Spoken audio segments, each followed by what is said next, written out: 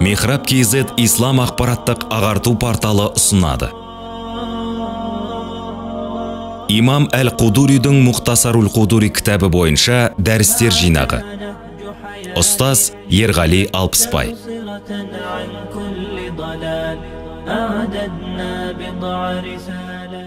40-шы дәріс жаназа, 1-ші бөлім. Алхамдулиллахи Раббил аламин, вассалату вассаламу аля расулина Мухаммадин ва аля алихи ва сахбихи ажмаин. Аллахумма аллимна ма янфa'уна, ва анфa'на бима алламтана, иннака аля кулли шейин қадир. Аллахумма ла сахла илля ма джa'алтаху сахла, ва анта тадж'алул хазна иза ши'та сахла, амма бa'д. Ассаламу алейкум ва рахматуллахи ва баракатух. Құрметті бауырлар, Абул Хасан Ахмад Әл-Қудуридің Мұхтасарул Қудури атты кітабы бойынша кезекті фиқ дәрісі. Бүгінгі дәрісіміздің тақырыбы Бабул Жанаиз, жаназа намазы. Енді бұл тақырыпта өлім аузында жатқан кісіге қандай іс-амалдар жасалады, және кісі қайтыс болғаннан кейін оған ғұсыл алдыру мәселесі, және оны кебіндеу, одан кейін намазын оқу, жаназа намазын оқу, және оны жерлеу сияқты тақырыптар қамтылады. Изах тудирар раджулу. Бір кісі өлім аузында жатса, яғни жанын тәслім етейін деп, жан таласып жатса, мұндай кісіні мұхтадар деп атайды. Мұхтадар. Өлім аузына жатқан, жаны шығайын деп, жан таласып жатқан кісіні мұхтадар деп атайды. Осындай мұхтадар кісіге, мұхтадар кісі вуджиха илел қиблати. Құбла қарай бағытталады. Ала шаққихил әйман. Оң жағымен жатқызылып, жүзі құблаға бағытталады. Өлім аузына жатқан кісі беті құбла қаратылып, оң иығымен, оң жағымен жатқызылады. Осылай жатқызғаннан кейін, жалпы бұл мәселеде екі түрлі көзқарас бар. Тағы бір көзқарас бойынша шалқасынан аяғын құблаға қаратып созып, аяғын құблаға қарай созып, шалқасынан жатқызуға да болады. Екі түрлі де жатқызуға болады. Бірақ бұл кітапта, біздің оқып жатқан кітабымызда оң жағынан жатқызылады деп айтылған екен. Валуққина шахадат. Және өлім аузына жатқан кісіге тәлқин жасалады. Тәлқин дегеніміз калиманы естісін деп, және калиманы айтсын деп, калиманы айтып есіне сап тұрады. Өлім аузында жатқан кісінің қасындағы кісілер, өлім аузында жатқан кісі өлмей тұрып, калиманы айтып кетсін деп, калиманы есіне сап, жанында оған естіртіп, айтып тұруды тәлқин дейді. Демек, өлім аузында жатқан кісінің қасында ашхаду ан ла илаха иллаллах ва ашхаду анна Мухаммадан абдуху ва расулух деп айтып тұру қажет екен. Немесе ла илаха иллаллах Мухаммадур расулулла деп осы сөзді қайталап айтып тұру керек. Өлім аузында жатқан кісіге осыны айт деп мәжбүрлеуге болмайды. Айт деп, қайтала деп, менің айтқанымды айт деуге болмайды. Тек қана оның жанында тұрып, осы калиманы айтып отырады. Фаида мата. Өлім аузында жатқан кісі қайтыс болса, фаида мата, жан тапсырса, шадду лахяйхи, қасындағы кісілер ол кісінің екі жақтарын байлап қояды. Жақтың астынан жоғары қарай байлап қояды бір шүберекпен. Ва гаммаду айнайхи, және көздерін жұмады. Себебі жан шыққан кезде жанның шыққаны өлім аузына жұтқан кісіге көрінеді. Өзінің рухын, өзінің жанын көреді, көзі сол жаққа қараған бойда ашық қалып кетеді.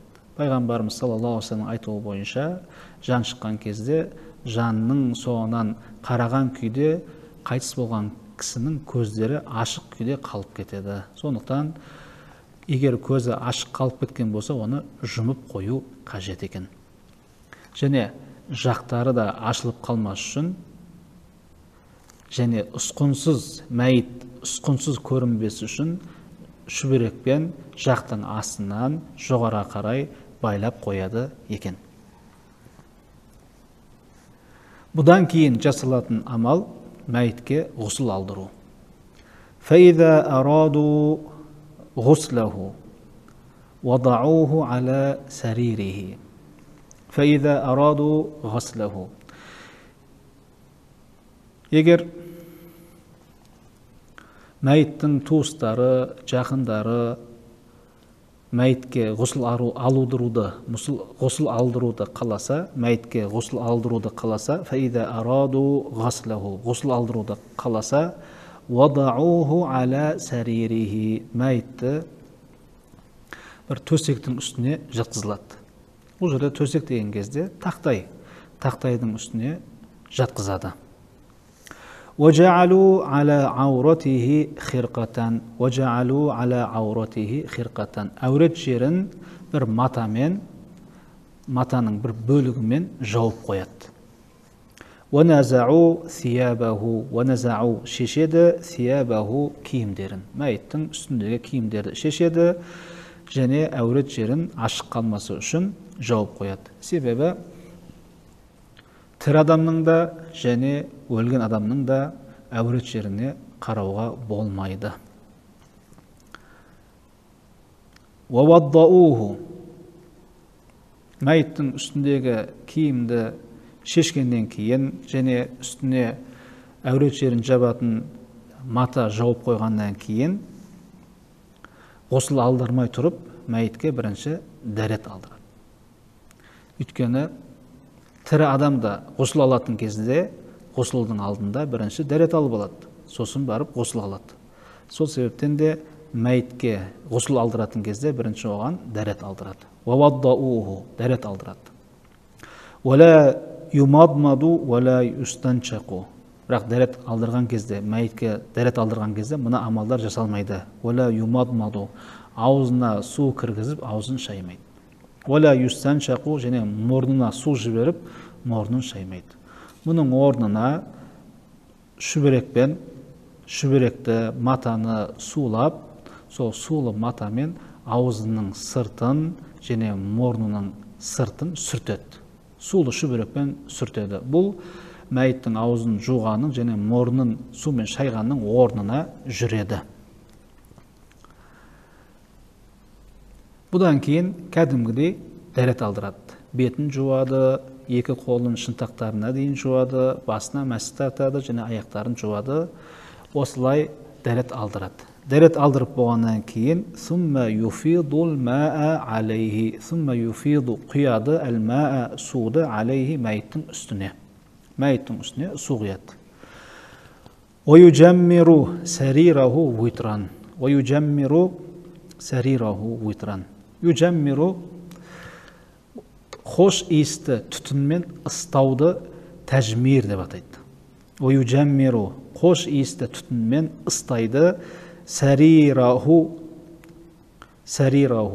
яғни мәйіт жатқан төсекті, мәйіт жатқан орынды хош иісті түтінмен ыстайды, уйтран тақ қылып. Яғни сол жататын орынды, жататын жерді, мәйіт жатқан жерді, ғұсыл алдырған кезде бір үстелдің үстіне, немесе тақтайдың үстіне қоямыз ғой.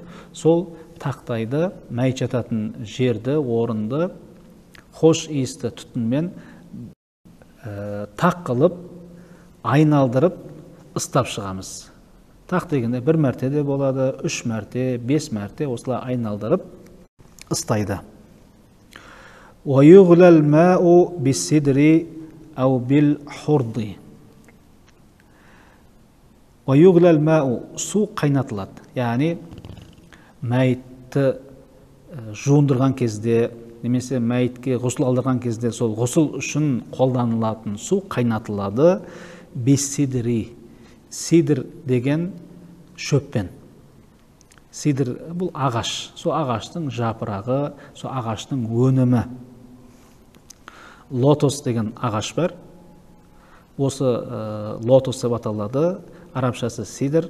Осы ағаштың жапырағын суға қосып, және немесе хорд, ақ қаңбақ деген гүл бар. Лотос ағашы болмаса, соның жапырағы, өнімдері болмаса, ақ қаңбақ деген гүл бар. Соны суға араластырып қайнатады. Қайнатқан кезде бұл өсімдіктерден, бұл ағаштан, ағаштың жапырағынан суға хош иіс сіңеді. Яғни мәйітті хош иісті сумен ғұсыл алдыру бұл жердегі мақсат. Осы нәрселерді қосып суды қайнатады. Су суығаннан кейін сол сумен жуындырады. Фәин ләм якун, ал егер лотос ағашы болмаса, сидр болмаса, хорд, яғни аққаңбақ гүлі табылмаса, фәин ләм якун, бұлар болмаса, фәлмәул қараху, құр сумен, құр таза сумен ғұсыл алдыруға болады. Ғұсыл алдырған кезде ваюгсалу расуху, бірінші басы жуылады. Валихиятуху, және сақалдары жуылады.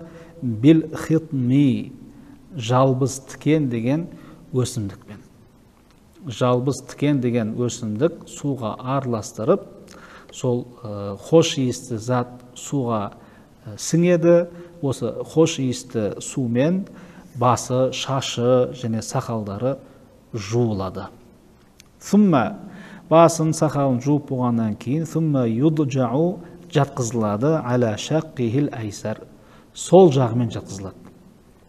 Сол жағы, сол қыры төменде болады, оң жағы жоғарыда болады. Осылай сол қырымен жатқызады.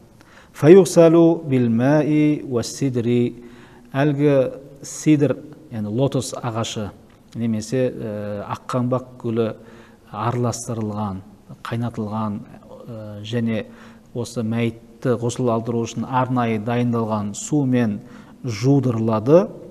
Хатта юро, көрінгенге дейін, байқалғанға дейін, әннәл мәә қады уасала, су жеткендігі көрінгенге дейін. Қай жерге дейін? Иля мә ялит тәхті минху. Мәйіттің оң қырымен, сол қырымен жатқыздық қой, оң жағының үстіңгі жағынан бастап жуық, және су мәйіттің денесінің түбіне жеткендігі көрінгенге дейін, байқалғанға дейін мәйітті жақсылап жуады. Сумма юджау аля шаққихил әйман, оң жағын үстін түбіне дейін жуып болғаннан кейін енді оң қырымен жатқызылады. Сол жағын жуу үшін ендігі кезекте оң қырымен жатқызылады. Фаюгсалу билмаи уассидр, әлгі сидр араластырылып, қайнатылып дайындалған сумен жуылады. Хатта юро, көрінгенге дейін, әннәл мәә қады уасала иля мә ялит тәхті минху, әннәл мәә, су қады уасала, жеткендігі, судың жеткендігі көрінгенге дейін. Қай жерге? Мәйіттің денесінің түбіне. Енді оң қырымен жатыр ғой, сол оң қырының түбіне судың жеткендігі байқалғанға дейін, көрінгенге дейін жақсылап мәйітті жуады.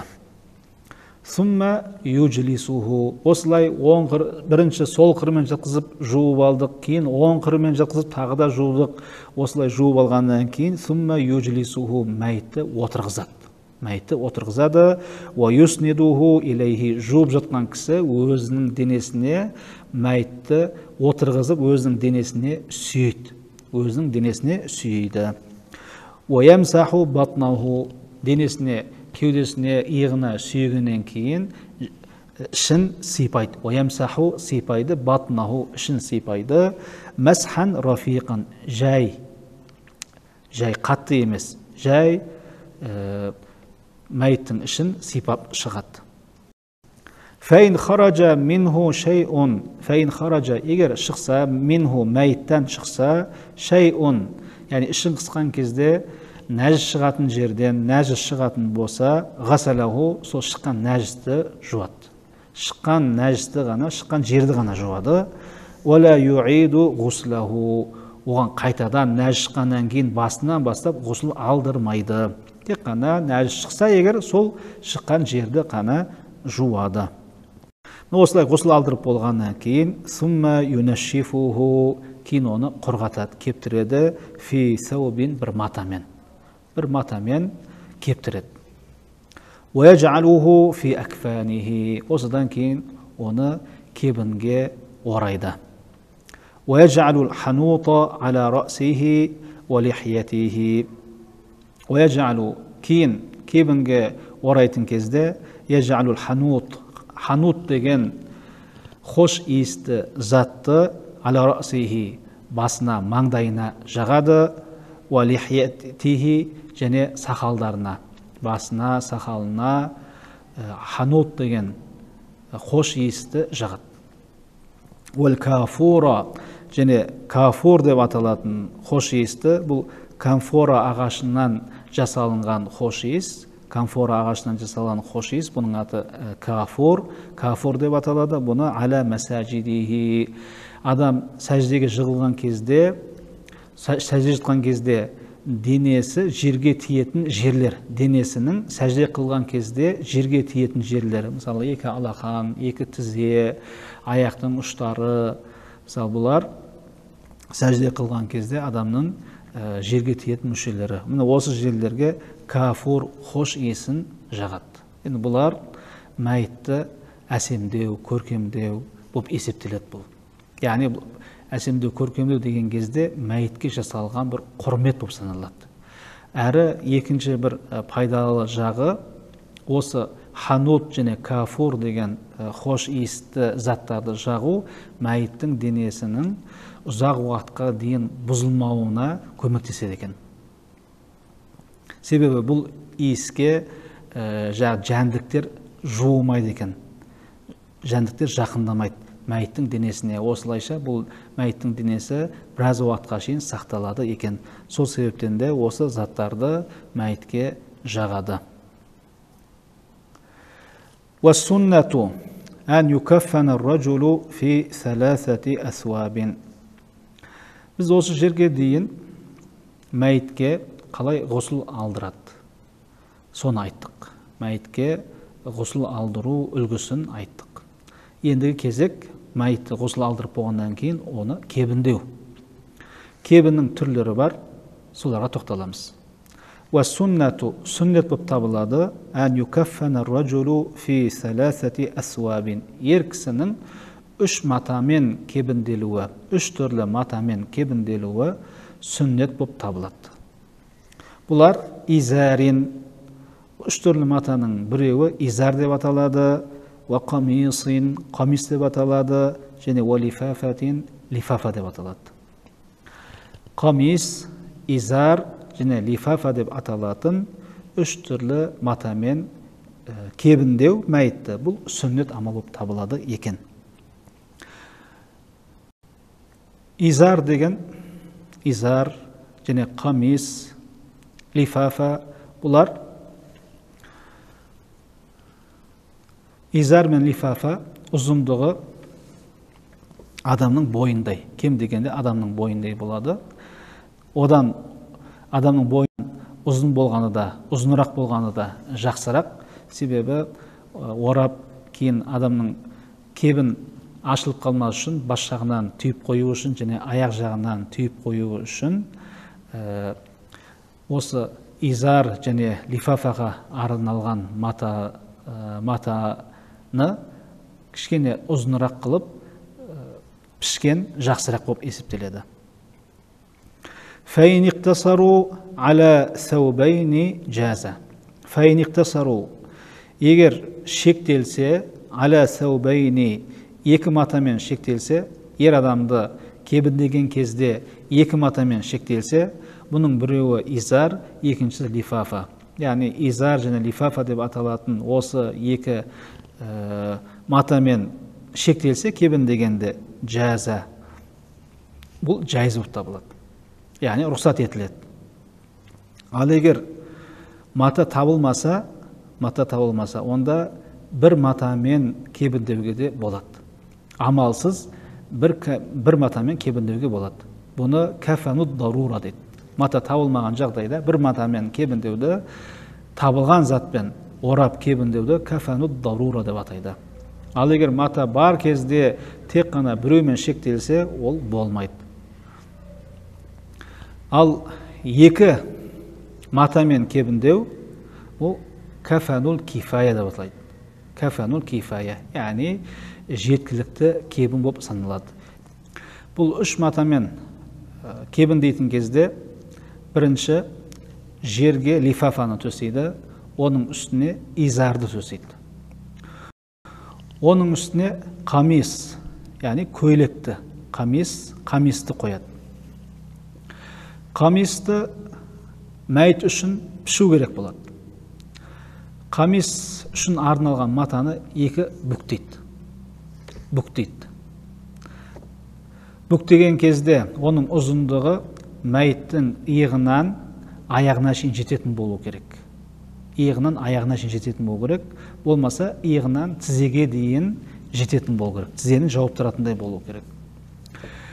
Қамисты бүктеген кезде, бүктеген жағынан, орта жағынан мәйіттің мойны сиятындай етіп тіліп қояды.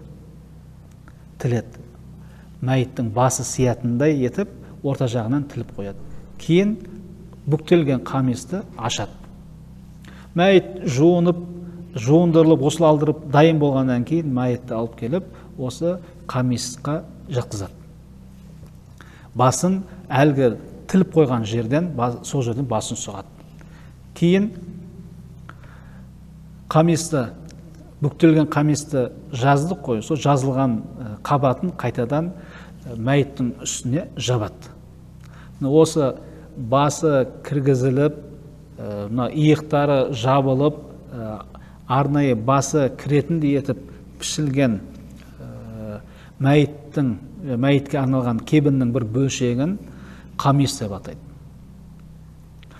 Осы қамисты кигізгеннен кейін, бұдан кейін изарға орайды. Изар. Бірінші сол жағын орайды, сосын барып оң жағын орайды.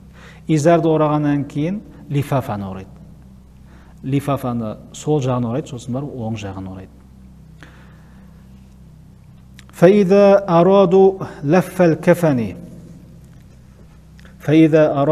الكفن عليه мәйітті кебінге орауды қалаған кездерінде, мәйітті кебіндейтін кісілер мәйітті кебіндеуді қалаған кездерінде иптадау бастайды, бил жанибил айсар, сол жақтан бастайды. Бірінші сол жағын орайды. Фаалқуху алейхи, сол кебіннің сол жағын мәйіттің үстіне қояды. Сумма бил аймани, кейін оң жағын орайды. Фаин хафу, егер қорқатын болса, ән янташирал кафану, кебін ашылып қалады деп қорқатын болса, фаин хафу ән янташирал кафану анху, мәйіттің үстіндегі кебін ашылып қалады деп қорқатын болса, ақадуху, оны байлап буып қоюға болады. Мәйіттің бас жағынан бір, және аяқ жағынан тағы да бір мәрте, және ортаңғы жағынан тағы да бір мәрте матадан кесіп алып, бау жасап, сол баулармен мәйітті жан жағынан, кебіннің сыртынан буып қоюға, түйіндеп қоюға болады. وتكفن المرأة في 5 أثواب. Ал әйел кісі болса 5 түрлі матамен кебінделеді. Изарун, бұлардың біріншісі изар, екіншісі қамис, қамисин, үшіншісі химарин, химар, төртіншісі хирқатин, хирқа. Турбату биха садияха. Бұл хирқа деген затпен, хирқа деген матамен турбату байланады, биха садияха, әйел кісінің кеуде тұсына байланатын, матаны хирқа деп атайды. Және 5-шісі валифафатин. Осы изар, қамис, химар, хирқа және лифафа деп аталатын 5 түрлі матамен әйел кісіні кебіндейді. Бұл әйел кісінің сүннет кебіні болып есептеледі. فَإِنْ اِقْتَصَرُوا عَلَى ثَلَاثَةِ أَسْوَابٍ جَازَ. Егер әйел кісіні 3 кебінмен, 5 емес, 3-мен кебіндейтін болса, лифафа, изар, химар. Осы лифафа, изар, химар деп аталатын 3 матамен кебіндейтін болса, жаза, бұл жайыз. Әйел кісілердің жеткілікті кебіні осы 3 мата болып табылады. وَيَكُونُ الْخِمَارُ فَوْقَ الْقَمِيصِ وَيَكُونُ الْخِمَارُ فَوْقَ الْقَمِيصِ. Химарды әйел кісінің қай жеріне жабады? Химар мен әйел кісінің қай жерін жабады дейтін болсақ, وَيَكُونُ الْخِمَارُ, бұл химар деген әйел кісінің орамалы ретінде жабылатын мата. Әйел кісінің орамалы ретінде. Әйел кісілер тірі кезінде бастарына орамал жауып жүреді. Міне осы орамал ретінде, орамалдың орнына жабылатын матаны химар деп атайды. Бұл фауқал қамис. Әйел кісілерге қамис кигізілген кезде соның сыртынан оралады. Бірінші лифафа төселеді, оның үстіне изар төселеді. Одан кейін әйел кісіге қамис кигізіледі. Жоғарыда айтылғандай матаны екіге бүктеп, бас жағын бүктелген жағынан бас шығатындай етіп тіліп, кейін осы қамисты басын кіргізіп, мәйіттің қамис кигізіледі. Осы қамис кигізілгеннен кейін әйел кісінің басына химар деген орамалы жабылады. Тахтал лифафати ва якуну химару фауқал қамиси тахтал лифафати. Және бұл лифафаның астында болады. Ва туджалу, яғни 3 матамен кебіндеген кезде осылай лифафаның астында қалады бұл химар деген. Ва туджалу ша'руха, әйел кісінің шашы жасалады, аля садриха, яғни кеудесінің үстіне қойылады. Әйел кісінің шашы кеудесінің үстіне қойылады. Әйел кісінің шашын екіге бөледі, 2 бума қылады, сосын барып осы екеуін әйелдің кеудесінің үстіне қояды. Қамис кигізіледі, қамистың сыртынан химар кигізіледі. 5 матамен кебіндеген кезде бірінші әйелі қамис кигізіп алады, және лифафа, сосын барып изар жерге төселеді. Қамис кигізіліп алып келіп изардың үстіне қойылады, изарды орайды.